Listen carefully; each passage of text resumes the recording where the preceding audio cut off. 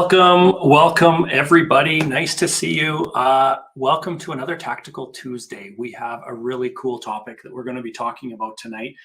A topic that actually has made massive differences in the way people look at real estate and real estate investment as a whole, and that is how we can leverage our money as real estate investors. So we're going to be getting into that. We're going to actually go to a whiteboard. We are going to share a scenario and look at how the numbers differ if you use leverage or if you don't use leverage, and how their ROI changes and all the different aspects of that. So it's going to be an extra exciting evening tonight. And thanks for saying hi as you come on. I noticed, okay, we have Florida and Cape Breton. We got people from all over. Say hi. If you're a shy person that rarely says hi or says any comment or doesn't ask questions, maybe tonight is the night. The topic that we're talking about is for newbies.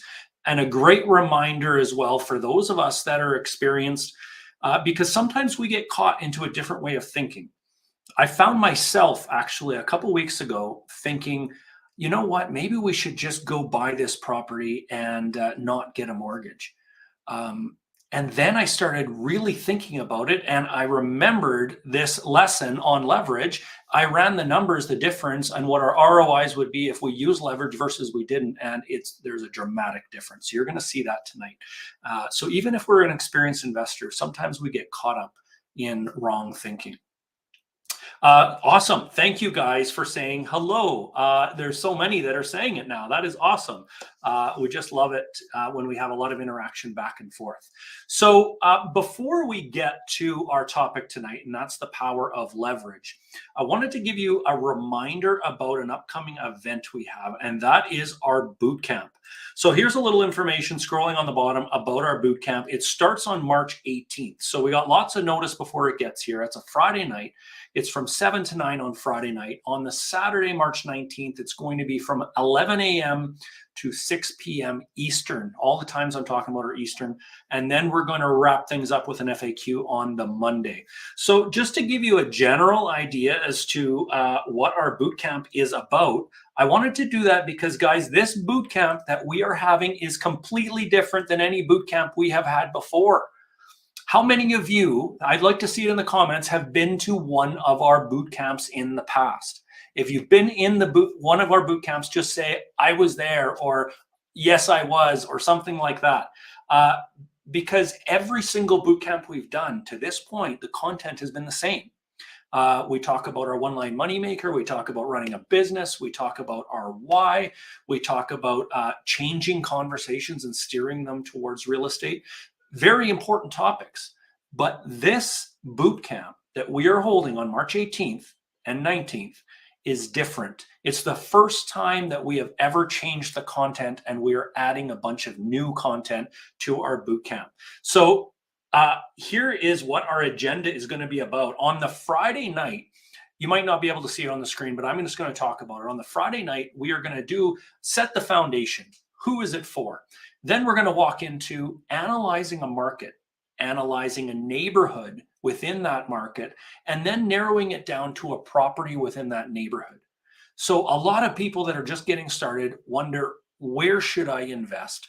We're going to start nailing that down on the Friday night. We move into the Sunday talking about something very important, and that is quarterbacking your team. You are the quarterback of your team and all the people working with you.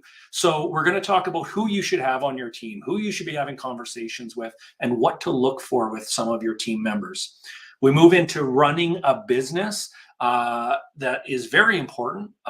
Little tweaks that you can do to things you're doing right now that will make a difference and make you look more professional. Then a very important topic, show me the money. Raising capital, guys, a very important part of our business, and we're going to cover that as well. Making it in the long game, that's a special session, really one of the most important sessions, showing why, talking about our why and why we are in this business to begin with. If we nail that down, we will enable ourselves to be in this long term. So that's very important. Of course, we are going to have a scholarship given away to one of our boot campers, as we have done every single boot camp to this point. So if you're on the fence as whether to be joining, guys, this is the boot camp to join. I'm going to tell you that right now. Our platform that we're doing it on is different. We are going to have, as I just mentioned, a new agenda. We have new speakers coming in. We're going to have extra networking opportunities where we can meet other boot campers and have conversations with them. We're actually going to be bringing in sponsors too. So you're going to have realtors and mortgage brokers and others that you can set appointments with, chat with, download material from, find out some good opportunities around the country. This is the boot camp to be at. So mark your calendars now, guys. March 18th, 19th, 21. If you want to register, the registration, I see that it's been thrown in the chat already. You just click on that. And I haven't mentioned it yet, but we actually have a boot camp early bird special. So it's only $37, guys, to be at our boot camp this time. Okay, so that's our early bird. That ends on February 28th. After that, it goes up to $97 up until the start of our event. So if you haven't been to a boot camp yet, guys, this is the one to go to. I just gave you a quick preview so you get a general feel for what it's going to be about. And the networking opportunities are going to be really, really cool. We got some exercises you'll be doing as in breakouts and all of that kind of stuff. So it's going to be a lot of fun. So yes, I'm just looking at the comments. Boot camp is a life-changing event. It absolutely is, guys. And this one is different. I want to make that very, very clear. If you've been to one of our boot camps before, I know that there's some of you that have been to every one of our boot camps, and this one is different. So if you've been before, this is the one to come out to again. Okay, so now we're going to get into our topic for tonight. And our topic for tonight, again, is on the power of leverage. We're going to slow it down a little bit, and we're going to go through an example showing the difference between using leverage and not using it. So what's the definition of leverage? Let's begin with that. Leverage is the use of borrowed capital. So in other words, debt or a mortgage for us as real estate investors. It's the use of borrowed capital to increase the potential return of an investment. That's there. If you look on the internet, there's a ton of different definitions for leverage. That's the one that I think describes it simply, easily. It's the use of borrowed capital to increase the potential return of an investment property or an investment. Okay, so how do we use it in real estate? Well, we use it by borrowing capital. Okay, where do we get capital from? Well, we might get capital from a bank in form of a mortgage. We might get capital from a private lender in the form of a mortgage or a promissory note, or who knows how you might do that, but you can secure that for them in many different ways. We might get capital from a partner and end up joint venturing with somebody. There's a lot of different ways how we can raise capital when it comes to real estate investment. And if we then raise that capital, we use other people's money, such as a bank, then we invoke leverage. So that's what we're talking about tonight. So let's get started with it, guys. Let's switch over to our whiteboard and let's see an example that we can run through to really prove the point and nail it down on how this works. Okay, so here we go, guys. We are going to talk about leverage in this example, and we're going to use the example of two different investors. We have one investor. Let me just take our Fearless logo off.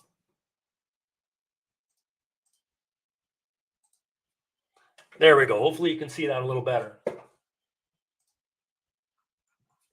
And as we go through this, guys, if you have questions, throw them in the chat, okay? So I'm over at the whiteboard. I can't read the comments right now. I will go back there and answer the questions.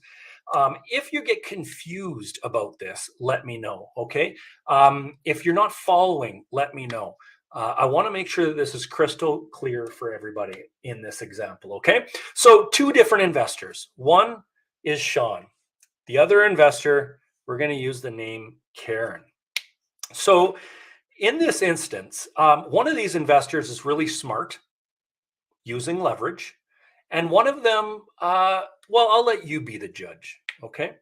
So we're going to, in this example, use a number of 500,000. Now, a lot of people say, well, I don't have 500,000. That's fine. Don't worry about that for now. The point of this example is not to say you need $500,000 to get started. It's not to say you need 500,000 to make this work. We're just using a number to show the power of leverage. This number could be 50,000. This number might be 100,000. It might not even be any of your money, but it might be one of your partners that you bring into the deal, and it might be their money. So let's not get stuck on the fact that we are using an example here with 500,000, okay? But this is going to show the power of leverage. Now, Sean wants to buy an investment property, and he goes out and he finds this beautiful little house. Okay, this house rents for roughly about $3,000 a month. The cost of it is $500,000, and he thinks to himself, well, you know what? That's a nice solid place to put my money. I am going to invest my $500,000 and I'm going to buy this property. Okay, so he buys it. He uses his $500,000 to buy this property. He buys it free and clear. He doesn't go to the bank. He doesn't need to borrow any money. Okay, so that's one instance. Now Karen is going to do things a little different, and Karen sees the exact same house. Okay, remember, these two are buying in the same market that's going to appreciate the same amount. Okay, so we're just trying to keep all the variables the same here in this example. So Karen finds the same property as Sean, but she's doing it a little different. She's a little smarter, and she is going to use the power of leverage. So in Canada, in the United States, you need to put on average, well, in Canada especially, you have to put a minimum of 20% down on an investment property. So Karen can actually buy this house for $100,000 down, okay, 100K. And she goes to the bank for the other 400,000. So that's bank, okay? And this is her money, okay? So that's her cash. And she ends up buying the house. This has the same house for $500,000, but it rents the same for $3,000 a month as Sean's house does. Okay, so now how does this work out by the end of year one? Now let's assume, and just to give you an idea, here in Canada, over the last 15 years, the housing market has an average annual appreciation of about 6.11%.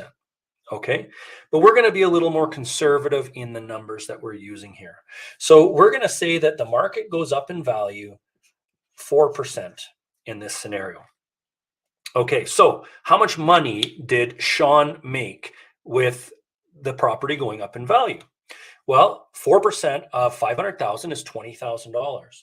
So Sean made $20,000 on his investment because the house is now worth $520,000. Okay, so how does that compare to Karen? Same market, same house. It went up 4%. Her house is now also worth $520,000. She also made $20,000. But what's the difference between these two? How did Sean do on his money versus how Karen did on her money? Okay, so Karen made $20,000 off of her $100,000 investment. What is that? That's a 20% ROI, return on investment. What about Sean? Well, Sean it went up 4%, so he made 4% ROI. So just stopping here, who is making a better ROI? I want to see it in the comments. Who's the smarter investor to this point? And we're going to go through some more numbers, but I'm going to go over and have a look at the comments and let's just talk about it to this point for now, okay?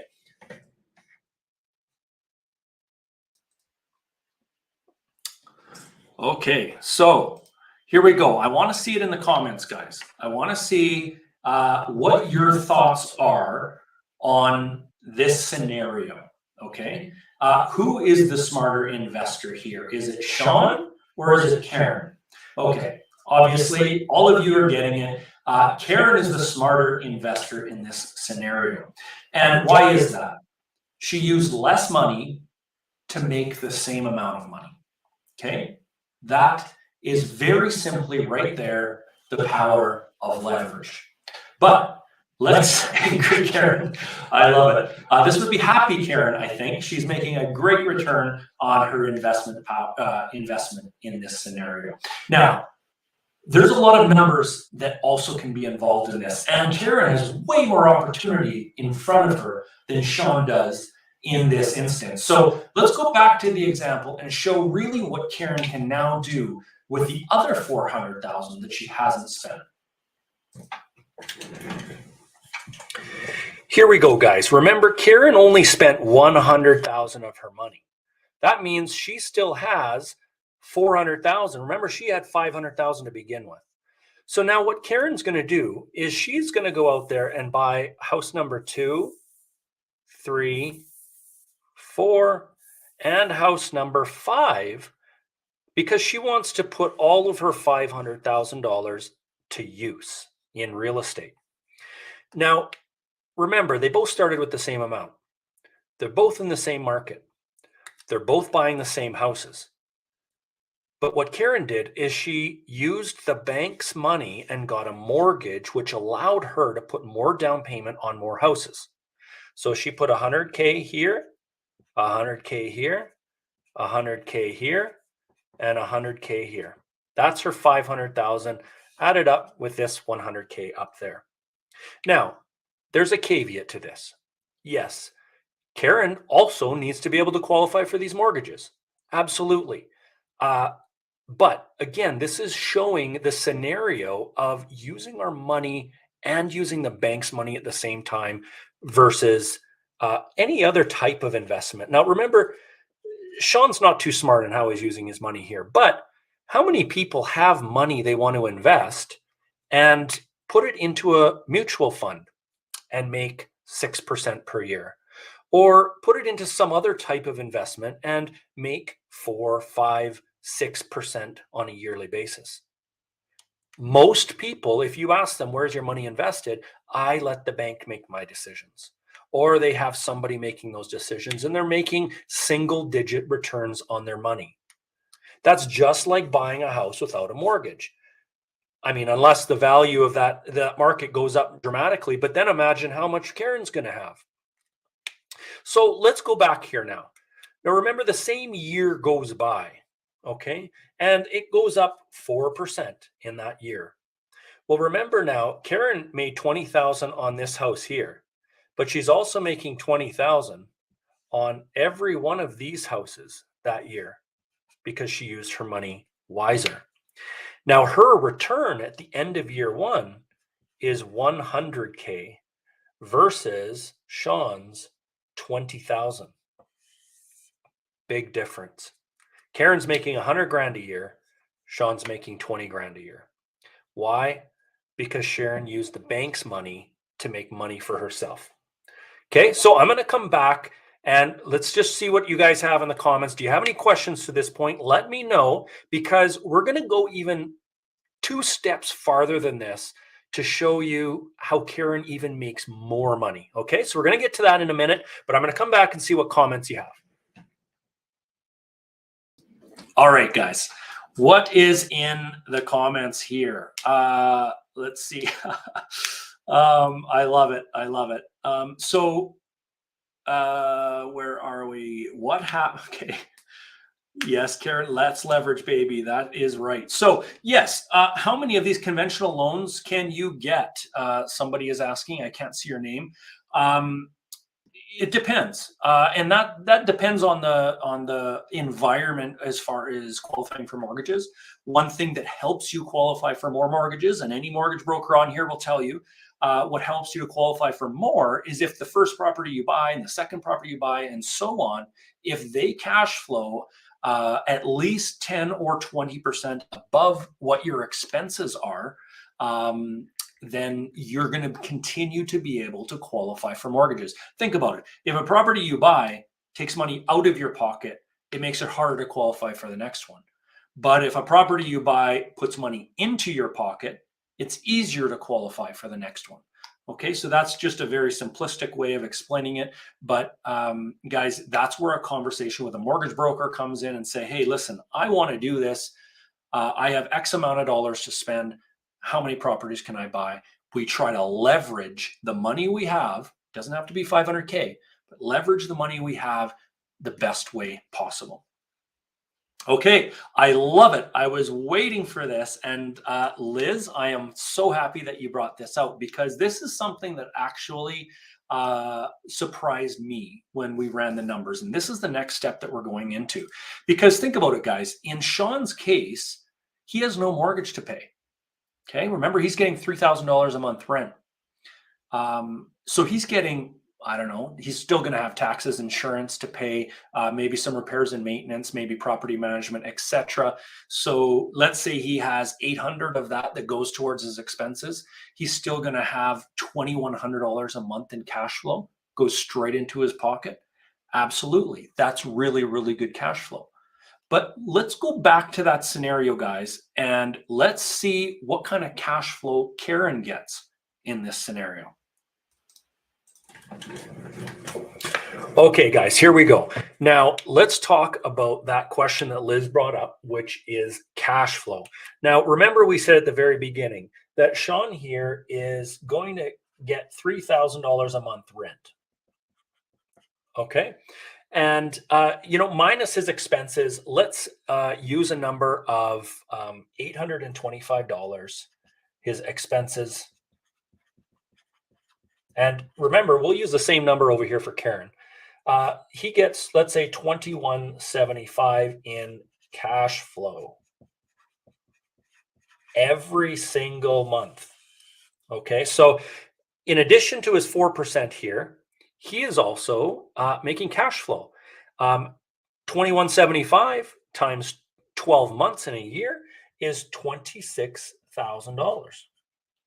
So he's making $26,000 there. He's making $20,000. That's in cash flow. He's making $20K in equity appreciation. So he's making $46,000 on his investment. Remember, he invested $500,000. So what's that return? That is a 9% return. Taking into account his cash flow and the equity appreciation is $46,000. He made a 9% return on his $500,000 investment. Okay. Now, a lot of people might be happy with a 9% return on an invested $500,000. It's secure. It's real estate. It's a tangible property. It's something they can sell when they want to sell. So is this a good investment? Yes. In a lot of cases, this is still a good investment. But how do we make this investment better? One word, guys. Leverage. Let's have a look at Karen's scenario. Remember, same house, okay? $3,000 a month rent. Her expenses are the same of $825 expenses. And she also has a mortgage payment to pay of, $400,000 mortgage at 3.19% interest with a 25-year amortization works out to roughly $1,725 a month to pay that mortgage. So what is Karen making for cash flow in this scenario? Well, $3,000 minus $825 minus $1,725 is $450 per month. Just going to hide the banner there so you can see it. So $450 per month in cash flow. Now we look at this and we say, okay, well, Sean was making $2,175. Karen's only making $450. But remember, now Karen is making $450 times 5 because she has 5 houses. So what does that work out to be? Well, that actually works out to be $27,000 in cash flow. $27,000 in cash flow. So who's making more cash flow? Even though Karen is paying interest, even though she has mortgages, who's making higher cash flow? Same properties, same rent, same expenses. Karen's got mortgages to pay. She still makes more cash flow. Isn't that incredible, guys? So she is making 100,000. Remember her equity, 20,000 per house, going up at 4%. She's making 27,000 in cash flow. But you know what else Karen is making? And this is what blows everybody's mind when they see this the first time. I'm just going to create some room on here because I'm running out. But what we will do is show what's even more amazing is that her tenants every single month, remember she's making that mortgage payment, her tenants are paying down these mortgages, all 5 of them. Okay, so what does that work out to be?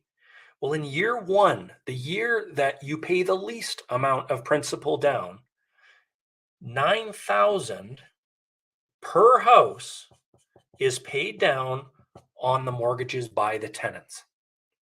So 9,000 times 5 is another $45K. So Karen in this scenario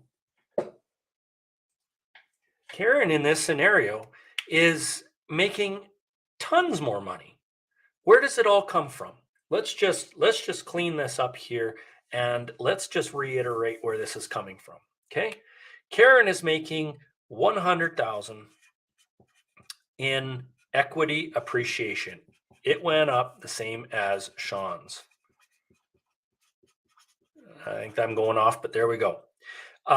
Karen is also making 45,000. Sorry, let's do the cash flow. Karen is making 27K in cash flow. And she is also making 45,000 because her mortgages are being paid down. That is a total, guys, of $172,000 that in 1 year Karen is making off of her $500,000 investment. That's being conservative with a 4% increase. That's being conservative with a $3,000 a month rent. Same for both. That is being year 1 of mortgage pay down. Remember, every year following, you pay a little bit more principal. You pay a little bit more principal. Or in other words, in this scenario, your tenants are paying more and more principal every single year. And even with all of that taken into account, Karen is making an ROI here, guys, of 34% return on her money in 1 year. 34%. So this, guys, I hope is a scenario that shows you the power of leveraging your money. What do you get extra? Well, in this scenario of Karen's, remember, 2.5 million is going up in value, whereas in Sean's, only 500K is invested and going up in value. Someone else is giving you money, the bank in this scenario, to make money. Pretty cool. Okay, so guys, I want to know if you have any questions. All right. So I hope that answered, Liz. I hope that answered your question. I know that that's a question. And in fact, we have a video on YouTube. It's our #1 viewed video, and it is called The Power of Leverage. And the #1 question we get on there is, what about all the mortgage payment? What about all the interest? And how that just cuts all the cash flow. But we see in the scenario that that's actually not true. So do you guys have any questions? I want to know what questions you might have on this. Does it make sense? Does this that we ran through there make sense to you? Do you think that you could explain this scenario to somebody else if you needed to? Throw it in the chat, guys. I'm waiting to see what you have. What about the interest on the mortgage? Adrian says. So same thing, that interest on the mortgage is part of the mortgage payment. And that interest is being paid by the tenants because you're getting $3,000 a month rent on this particular property. And so that is kind of irrelevant, quite frankly, because the rent covers that, and you still have enough cash flow left over in this scenario where it makes much more sense than not having a mortgage. All right. So yes, Karen is a genius, isn't she? Isn't she? And Ermel, good response as well. There's tax advantages. Absolutely, you can write off the in both scenarios. No, that's not correct. In Karen's scenario, she can write off the interest that she pays on her mortgage. Absolutely, just like you can with all the expenses on that particular property. Yeah, so there we go, guys. Very simple. The power of leverage. And if we can explain this in an easy manner to somebody that maybe has their money invested elsewhere, does anybody know somebody, maybe in their family, somebody they work with that has money sitting somewhere in a bank account, or has money sitting in a mutual fund, or maybe they invest in stocks, maybe they invest in crypto, maybe they invest in other areas, and they've brought it up to you and they've said, I got this money sitting there and it's not really doing that much. We hear those conversations all the time, don't we? People want their money put to work. And that's the beauty of all of this. Now, in that scenario that we just talked about, that 100K or that 500K, think of the ROI that Karen would have if she got that 100K from somewhere else and it wasn't out of her own pocket. Then really Carol's ROI is infinite, not just 34%.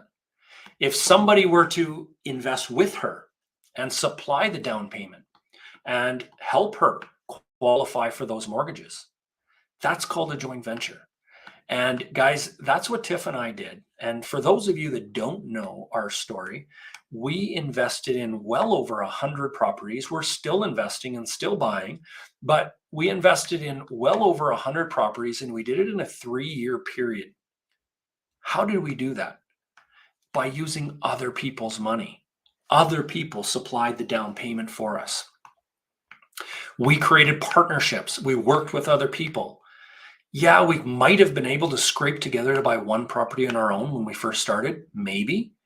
But how much more powerful was it when we worked with others and we used other people's money and we were able to buy real estate and hold on to it then for a long period of time, as a lot of our properties we still own.